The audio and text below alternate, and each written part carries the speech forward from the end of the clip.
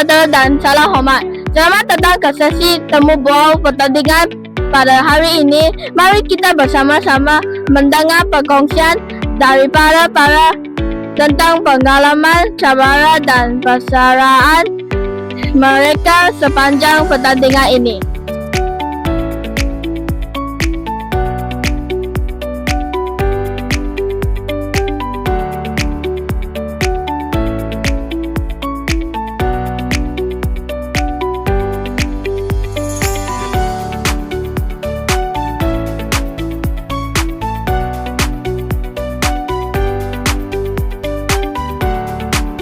Tajuk projek kami adalah Sistem Suria.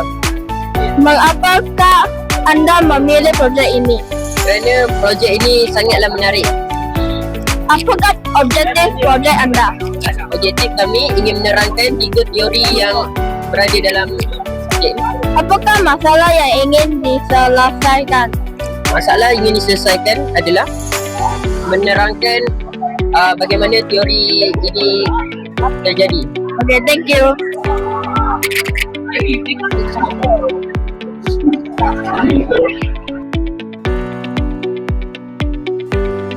Daripada Empire Go Batik, bekas guru seni, nak menceritakan tentang mencanting batik. Proses mencanting batik lukis. Kita mulakan dengan lilin dan juga rosin. Rosin adalah damar daripada getah pokok. Campurkan lilin 70%, rosin 30%. Fungsi rosin untuk meliatkan lilin. Kemudian canting.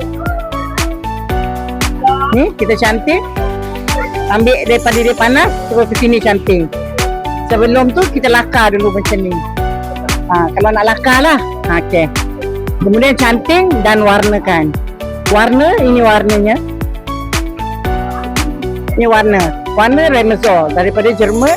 Negara pengeluar warna ni Jerman, Jepun dan juga India. Tapi yang terbaik adalah di Jerman. Sekilo dalam RM200 dan boleh pakai banyak. Kalau India punya separuh harga. Kemudian dibancur dan ini cara mewarna dia lah. Mewarna dia. Biasa bagi warna asas merah, biru, kuning sahaja. Ada merah, biru, kuning dan ada di warna. Ini adalah contoh warna-warna, campuran warna. Merah campur kuning jadi oren, merah dan kuning jadi biru jadi hijau, merah campur biru jadi purple dan oren campur biru jadi coklat. Ini dia. Dia campur je gabung semua. Kemudian dia blend warna dia. Boleh tengok budak mewarna tu, ambil video tu. Mewarna.